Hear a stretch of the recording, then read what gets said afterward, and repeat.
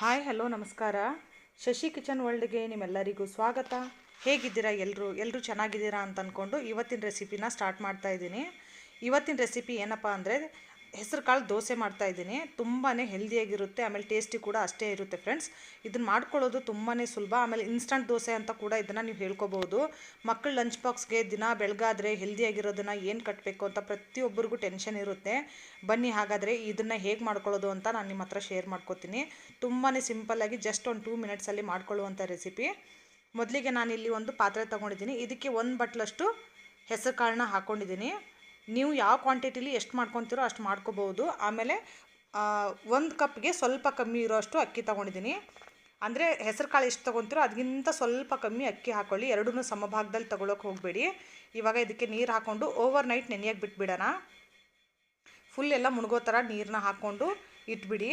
ತುಂಬಾ ಗರಿಗರಿಯಾಗಿ ಆಮೇಲೆ ಕ್ರಿಸ್ಪಿಯಾಗಿರುತ್ತೆ ಫ್ರೆಂಡ್ಸ್. ತುಂಬಾ ಚೆನ್ನಾಗಿರುತ್ತೆ ಈ ದೋಸೆ. ನಾರ್ಮಲಿ ನಾವು ಅಕ್ಕಿ ಎಲ್ಲ ರಾತ್ರಿ ಎಲ್ಲ ನೆನೆಸಿ ಇಡೀ ದಿನ ನೆನೆಸಿ ರಾತ್ರಿ ರುಬ್ಬಿ ಅದನ್ನೆಲ್ಲ ಟೆನ್ಷನ್ ತೊಗೊಳ್ಳೋದೇ ಬೇಡ.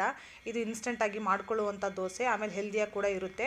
ಇದನ್ನು ಎತ್ತಿಟ್ಬಿಡೋಣ. ಇಡೀ ಓವರ್ ನೈಟ್ ಎಲ್ಲ ಇದು ನೆನೆಯೋಕ್ಕೆ ಬಿಟ್ಬಿಡೋಣ. ಇವಾಗ ಮಾರನೇ ದಿವಸ ಬೆಳಿಗ್ಗೆ ನಾನು ನೋಡ್ತಾ ಇದ್ದೀನಿ ನೋಡಿ ಎಷ್ಟು ಚೆನ್ನಾಗಿ ನೆನೆದಿದೆ. ಇದನ್ನು ಕ್ಲೀನಾಗಿ ಇವಾಗ ವಾಶ್ ಮಾಡ್ಕೊಳ್ಳೋಣ. ಒಂದು 2-3 ನೀರು ನೋಡಿ, ಒಂದು 2-3 ನೀರು ಕ್ಲೀನಾಗಿ ವಾಶ್ ಮಾಡ್ಕೊಂಡ ತಕ್ಷಣ ಇದ್ರ ಕಲರ್ ಕೂಡ ಎಷ್ಟು ಚೆನ್ನಾಗಿ ಚೇಂಜ್ ಆಗಿದೆ. ಇವಾಗ ಇದನ್ನು ರುಬ್ಕೊಳ್ಳೋಣ ಬನ್ನಿ. ಒಂದು ಮಿಕ್ಸಿ ಜಾರ್ ತೊಗೊಂಡಿದ್ದೀನಿ. ಇವಾಗ ಸ್ವಲ್ಪನೇ ನಾನು ರುಬ್ಕೋತಾ ಇದ್ದೀನಿ. ಇದನ್ನು ನೀವು ಒಂದು ಅರ್ಧ ಕಪ್ ಅಕ್ಕಿ, ಒಂದು ಅರ್ಧ ಕಪ್ ಹೆಸರು ಕಾಳಲ್ಲೂ ನೀವು ಮಾಡ್ಕೋಬೋದು ಒಂದು ಟೈಮಿಗೆ. ಇವಾಗ ನೋಡಿ ಎಲ್ಲನೂ ಮಿಕ್ಸಿ ಜಾರ್ಗೆ ಹಾಕೋತಾ ಇದ್ದೀನಿ. ಇದಕ್ಕೆ ಇನ್ನೊಂದು ಕೆಲವೊಂದು ಐಟಮ್ಗಳನ್ನ ಹಾಕೋಬೇಕಾಗುತ್ತೆ. ಇಲ್ಲಿ ಕೊತ್ತಂಬರಿ, ಹಸಿಮೆಣಸಿನ್ಕಾಯಿ ಮತ್ತು ಶುಂಠಿ ಇದೆ. ಆಮೇಲೆ ಇಲ್ಲಿ ಕ್ಲೀನಾಗಿ ಒಂದು ಸ್ವಲ್ಪ ಪಾಲಕ್ನು ಕೂಡ ಇದರಲ್ಲಿ ಸೇರಿಸ್ಕೋತಾ ಇದ್ದೀನಿ. ಪಾಲಕ್ ಇಲ್ಲಿ ಆಪ್ಷನಲ್ಲು, ಬೇಕು ಅಂದರೆ ಸೇರಿಸ್ಕೊಳ್ಳಿ, ಬೇಡ ಅಂದರೆ ಸ್ಕಿಪ್ ಕೂಡ ಮಾಡ್ಕೋಬಹುದು. ಇವಾಗ ಸ್ವಲ್ಪ ನೀರು ಹಾಕಿ ಇದನ್ನು ಫೈನ್ ಪೇಸ್ಟ್ ಮಾಡ್ಕೊಳ್ಳೋಣ. ಎಷ್ಟು ಸಣ್ಣ ಮಾಡ್ಕೊಳ್ಳೋಕೆ ಸಾಧ್ಯವೋ ಅಷ್ಟು ಸಣ್ಣ ಮಾಡ್ಕೊಳ್ಳಿ.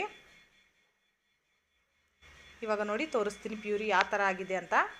ಇದೇ ಥರನೇ ಮಿಕ್ಕಿದ್ದನ್ನೆಲ್ಲನೂ ರುಬ್ಕೋಬೇಕಾಗುತ್ತೆ. ಇವಾಗ ಒಂದು ಪಾತ್ರೆಗೆ ಇದನ್ನು ತೆಗಿತಾ ಇದ್ದೀನಿ. ನೋಡಿ ಕನ್ಸಿಸ್ಟೆನ್ಸಿ ಕೂಡ ನೋಡ್ತಾ ಇದ್ದೀರಾ. ಇನ್ನೂ ನಿಮಗೆ ತೆಳು ಬೇಕು ಅಂದರೆ ಮುಂದೆ ನಾವು ನೀರು ಹಾಕ್ಕೊಂಡು ಅಡ್ಜಸ್ಟ್ ಮಾಡ್ಕೋಬಹುದು. ಇವಾಗ ಮಿಕ್ಕಿದ್ದ ಅಕ್ಕಿ ಮತ್ತು ಹೆಸರು ಕಾಳನ್ನು ರುಬ್ಕೋತಾ ಇದ್ದೀನಿ. ತುಂಬಾ ಟೇಸ್ಟಿಯಾಗಿರುತ್ತೆ ಫ್ರೆಂಡ್ಸ್. ಮಕ್ಕಳಿಗೆ ದಿನ ಬೆಳಗಾದರೆ ಹೆಲ್ದಿಯಾಗಿರೋದು ಏನು ಕೊಡೋದು ಅಂತ ದಿನ ಟೆನ್ಷನ್ ಇರುತ್ತೆ. ಆಮೇಲೆ ಮಕ್ಕಳು ತಿಂದಿದ್ದನ್ನೇ ತಿನ್ನಲ್ಲ. ಅವ್ರಿಗೆ ದಿನ ಬೆಳಗಾದರೆ ಒಂದು ಏನಾದರೂ ಡಿಫ್ರೆಂಟಾಗಿರೋದು ಬೇಕೇ ಬೇಕಾಗುತ್ತೆ. ಅದಕ್ಕೆ ಈ ಥರ ನೀವು ಮಾಡಿಕೊಡಿ. ಅವರು ಕೂಡ ತುಂಬಾ ಇಷ್ಟಪಟ್ಟು ತಿಂತಾರೆ. ಆಮೇಲೆ ಟೇಸ್ಟ್ ಕೂಡ ತುಂಬ ಚೆನ್ನಾಗಿರುತ್ತೆ. ಇವಾಗ ನೋಡಿ ರುಚಿಗೆ ತಕ್ಕಷ್ಟು ಉಪ್ಪನ್ನು ಕೂಡ ಸೇರಿಸ್ಕೊತಾ ಇದ್ದೀನಿ. ಇದಕ್ಕೆ ಸೋಡಾ ಗಿಡ ಏನು ಹಾಕೋ ಅವಶ್ಯಕತೆ ಇಲ್ಲ. ಇವಾಗ ಇದನ್ನು ಮಿಕ್ಸ್ ಮಾಡ್ಕೊಳ್ಳೋಣ ಬನ್ನಿ. ಸ್ವಲ್ಪ ನೀರು ಹಾಕ್ಕೊಳ್ಳಿ. ನೀರು ನೋಡ್ಕೊಂಡು ಅಡ್ಜಸ್ಟ್ ಮಾಡ್ಕೊಳ್ಳಿ. ಇಲ್ಲಿ ನೀವು ಆದಷ್ಟು ಸ್ವಲ್ಪ ಉಗುರು ಬೆಚ್ಚಗೆ ನೀರಿದ್ರೆ ಇನ್ನೂ ಒಳ್ಳೆಯದು. ಸ್ವಲ್ಪ ಬಿಸಿನೀರು ಹಾಕ್ಕೊಳ್ಳಿ, ತುಂಬ ಚೆನ್ನಾಗಿರುತ್ತೆ. ಕನ್ಸಿಸ್ಟೆನ್ಸಿ ನೋಡ್ಕೋತಾ ಇದ್ದೀನಿ. ನೋಡಿ ನಿಮಗೆ ಇನ್ನೂ ನೀರು ಬೇಕು ಅಂದರೆ ತೆಳು ಮಾಡ್ಕೋಬೋದು. ಒಂದೇ ಸರ್ತಿ ನೀರನ್ನ ಹಾಕೋಬೇಡಿ, ಚೆಕ್ ಮಾಡಿ ನೀರನ್ನ ಹಾಕ್ಕೊಳ್ಳಿ. ಇಲ್ಲಿ ಕನ್ಸಿಸ್ಟೆನ್ಸಿ ನನಗೆ ಇನ್ನೂ ಗಟ್ಟಿ ಅನ್ನಿಸ್ತಾ ಇದೆ. ಇಲ್ಲಿ ನೋಡಿ ನೋಡ್ತಾ ಇರ್ಬೋದು. ಇದಕ್ಕೆ ಇನ್ನೊಂದು ಸ್ವಲ್ಪ ನಾನು ನೀರನ್ನ ಆ್ಯಡ್ ಮಾಡ್ಕೋತಾ ಇದ್ದೀನಿ. ಇವಾಗ ಮಿಕ್ಸ್ ಮಾಡ್ಕೊತೀನಿ. ಸಾಕು ಫ್ರೆಂಡ್ಸ್. ನಾನು ಸುಮಾರು ಇಲ್ಲಿ ಅರ್ಧ ಗ್ಲಾಸಷ್ಟು ನೀರನ್ನ ಹಾಕ್ಕೊಂಡಿದ್ದೀನಿ. ಅಂದರೆ ರುಬ್ಬಕ್ಕೆ ಹಾಕಿರೋ ನೀರನ್ನ ಬಿಟ್ಟು ಇನ್ನು ಅರ್ಧ ಗ್ಲಾಸಷ್ಟು ನೀರನ್ನ ನಾನು ಎಕ್ಸ್ಟ್ರಾ ಆ್ಯಡ್ ಮಾಡ್ಕೊಂಡಿದ್ದೀನಿ ಇಲ್ಲಿ. ಇವಾಗ ನೋಡಿ ಕನ್ಸಿಸ್ಟೆನ್ಸಿ ನಿಮಗೆ ತೋರಿಸ್ತಾ ಇದ್ದೀನಿ. ಈ ಥರ ಎತ್ತಿ ಹಾಕಿದ್ರೆ ಕರೆಕ್ಟಾಗಿ ಬೀಳ್ತಾ ಇದೆ. ನಮ್ಮ ಕನ್ಸಿಸ್ಟೆನ್ಸಿ ಹಿಟ್ಟಿದು ಕರೆಕ್ಟಾಗಿದೆ. ಬನ್ನಿ ಈ ಕಡೆ ದೋಸೆ ಹಂಚನ್ನು ಕೂಡ ಇಟ್ಕೊಂಡಿದ್ದೀನಿ. ಗ್ಯಾಸ್ನ ಮಾತ್ರ ಸಿಮ್ಮಲ್ಲೇ ಇಟ್ಕೊಂಡಿರಿ ಹಿಟ್ಟನ್ನ ಇಲ್ಲಿ ದೋಸೆ ಹಿಟ್ಟು ಹಾಕುವಾಗ. ಇವಾಗ ನೋಡಿ ಲೈಟಾಗಿ ಸ್ಪ್ರೆಡ್ ಮಾಡ್ಕೋತಾ ಹೋಗಿ. ನಿಮ್ಗೆ ಎಷ್ಟು ತೆಳು ಬೇಕೋ ಅಷ್ಟು ತೆಳು ನೀವು ಹಾಕೋಬಹುದು. ದಪ್ಪ ಬೇಕು ಅಂದರೆ ದಪ್ಪ ಕೂಡ ಹಾಕೋಬಹುದು. ನೋಡಿ ಎಷ್ಟು ಚೆನ್ನಾಗಿ ಬರ್ತಾ ಇದೆ ಫ್ರೆಂಡ್ಸ್. ತುಂಬಾ ಚೆನ್ನಾಗಿ ಬರುತ್ತೆ. ಆಮೇಲೆ ಗ್ಯಾಸ್ನ ಸಿಮ್ಮಲ್ಲಿ ಇಟ್ಕೊಂಡು ನೀವು ಇದನ್ನು ನೀಟಾಗಿ ಬೇಯಿಸ್ಕೊಳ್ಳೋದ್ರಿಂದ ಇನ್ನೂ ಕ್ರಿಸ್ಪಿ ಜಾಸ್ತಿ ಆಗುತ್ತೆ. ಇನ್ನು ಮೇಲೆಯಿಂದ ನಿಮಗೆ ತುಪ್ಪ ಬೇಕು ಅಂದರೆ ತುಪ್ಪ ಹಾಕ್ಕೊಳ್ಳಿ. ನಾನಿಲ್ಲಿ ಆಯಿಲ್ನ ಯೂಸ್ ಮಾಡ್ಕೋತಾ ಇದ್ದೀನಿ. ನಿಮಗೆ ತುಪ್ಪ ಬೇಕು ಅಂದರೆ ನೀವು ತುಪ್ಪ ಕೂಡ ಯೂಸ್ ಮಾಡ್ಕೋಬಹುದು. ಇವಾಗ ಇದು ನೀಟಾಗಿ ಕ್ರಿಸ್ಪಿ ಆಗೋಕ್ಕೆ ಬಿಟ್ಬಿಡೋಣ. ಗ್ಯಾಸ್ ಮಾತ್ರ ಸಿಮ್ಮಲ್ಲೇ ಇರಲಿ. ನೋಡ್ತಾ ಇರ್ಬೋದು ಫ್ರೆಂಡ್ಸ್, ಸೈಡಲ್ಲೆಲ್ಲ ಎಣ್ಣೆ ಬಿಡೋಕ್ಕೂ ಸ್ಟಾರ್ಟ್ ಆಗಿದೆ. ಆಮೇಲೆ ಎಷ್ಟು ಕ್ರಿಸ್ಪಿ ಆಗೋಕ್ಕೂ ಸ್ಟಾರ್ಟ್ ಆಗಿದೆ. ನೋಡಿ ಕಲರ್ ಕೂಡ ಚೇಂಜ್ ಆಗೋಕ್ಕೆ ಸ್ಟಾರ್ಟ್ ಆಗಿದೆ. ಇವಾಗ ಟರ್ನ್ ಮಾಡ್ಕೊಳ್ಳೋಣ. ಕಲರ್ ನೋಡಿ ಆ ಕಡೆಯಿಂದ ಫುಲ್ಲು ಚೇಂಜ್ ಆಗಿದೆ, ಗೋಲ್ಡನ್ ಕಲರ್ ಬಂದಿದೆ.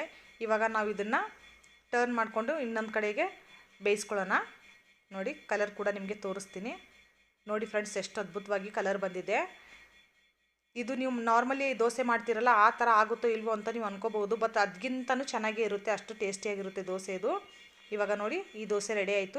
ಎತ್ತಿ ನಾನು ಇದನ್ನ ಬೇರೆ ಟ್ರೇಗೆ ಹಾಕೋತಾ ಇದ್ದೀನಿ. ಇವಾಗ ಮಿಕ್ಕಿದ ಹಿಟ್ಟಿಗೆ ಮತ್ತೆ ಹಂಚಿಗೆ ಮತ್ತೆ ಇನ್ನೊಂದು ದೋಸೆನೂ ಹಾಕೋತಾ ಇದ್ದೀನಿ. ಸೇಮ್ ಅದೇ ಪ್ರೊಸೆಸಲ್ಲೇ ಮಾಡ್ಕೋಬೋದು. ಆಮೇಲೆ ಇದು ಹಿಟ್ಟು ಮಿಕ್ಕಿದ್ರೆ ದಿನ ದೋಸೆನೇ ಮಾಡ್ಕೋಬೇಕಂತ ಏನಿಲ್ಲ ಫ್ರೆಂಡ್ಸ್. ಇದರಿಂದ ನೀವು ಪಡ್ಡು ಕೂಡ ಮಾಡ್ಕೋಬೋದು. ಆಮೇಲೆ ಸೆಟ್ ದೋಸೆ ಕೂಡ ಹಾಕೋಬಹುದು. ಆಮೇಲೆ ಈರುಳ್ಳಿ ದೋಸೆ, ಯಾವ ದೋಸೆ ಕೂಡ ಇದರಿಂದ ನೀವು ಹಾಕೋಬಹುದು. ಇಲ್ಲಾಂದರೆ ಇಡ್ಲಿ ಕೂಡ ಮಕ್ಕಳಿಗೆ ಮಾಡಿಕೊಡ್ಬೋದು. ತುಂಬಾ ಚೆನ್ನಾಗಿರುತ್ತೆ, ಹೆಲ್ದಿಯಾಗಿರೋದು ಕೂಡ ಇದು ಬ್ರೇಕ್ಫಾಸ್ಟು. ಮಕ್ಕಳಿಗೆ ಯಾಕೆ ಫ್ರೆಂಡ್ಸ್, ದೊಡ್ಡವರು ಕೂಡ ನಾವು ಕೂಡ ದಿನ ಕೆಲಸದಲ್ಲಿ ಹೆಲ್ದಿಯಾಗಿರೋದನ್ನು ತಿನ್ನೋದು ತುಂಬಾ ಕಡಿಮೆ. ಹಾಗಾಗಿ ಈ ಥರ ಬ್ರೇಕ್ಫಾಸ್ಟ್ ಮಾಡಿಕೊಂಡ್ರು ನಮಗೂ ಕೂಡ ಇಡೀ ದಿನ ಎನರ್ಜಿ ಇರುತ್ತೆ ಕೆಲಸ ಮಾಡೋಕ್ಕೆ. ಇವಾಗ ನೋಡಿ ಗರಿ ಆಗಿರುವಂಥ ದೋಸೆಗಳು ರೆಡಿ ಮಾಡಿ ಇಟ್ಕೊಂಡಿದ್ದೀನಿ. ಇದನ್ನು ಚಟ್ನಿ ಜೊತೆ ನೀವು ಸರ್ವ್ ಮಾಡಿದ್ರೆ ತುಂಬಾ ಟೇಸ್ಟಿಯಾಗಿರುತ್ತೆ. ಬಿಸಿ ಬಿಸಿಯಾಗಿರುವಂಥ ದೋಸೆನ ತೆಂಗಿನಕಾಯಿ ಚಟ್ನಿ ಜೊತೆ ಸರ್ವ್ ಮಾಡಿದ್ರೆ ಇನ್ನೂ ಟೇಸ್ಟ್ ಚೆನ್ನಾಗೇ ಇರುತ್ತೆ ಫ್ರೆಂಡ್ಸ್. ಮಾಡೋದು ತುಂಬಾ ಈಸಿ. ಈ ಹೊಸ ರೆಸಿಪಿನ ನೀವು ಕೂಡ ನಿಮ್ಮ ಫ್ಯಾಮಿಲಿ ಫ್ರೆಂಡ್ ಜೊತೆ ಶೇರ್ ಮಾಡಿ, ಅವ್ರಿಗೂ ಕೂಡ ಈ ರೆಸಿಪಿನ ಟ್ರೈ ಮಾಡೋಕ್ಕೆ ಹೇಳಿ. ನೀವೇನಾದರೂ ಈ ರೆಸಿಪಿ ಟ್ರೈ ಮಾಡೋಂಗಿದ್ರೆ ಪ್ರತಿಯೊಂದು ಇಂಗ್ರೀಡಿಯೆಂಟ್ನ ನಾನು ಡಿಸ್ಕ್ರಿಪ್ಷನಲ್ಲಿ ಮೆನ್ಷನ್ ಮಾಡಿರ್ತೀನಿ, ನೀವು ಅಲ್ಲಿ ಹೋಗಿ ಚೆಕ್ ಮಾಡ್ಕೋಬೋದು. ರೆಸಿಪಿ ಇಷ್ಟ ಆದರೆ ಲೈಕ್, ಶೇರ್, ಸಬ್ಸ್ಕ್ರೈಬ್ ಮಾಡೋದನ್ನು ಮರಿಬೇಡಿ. Thank you for watching friends.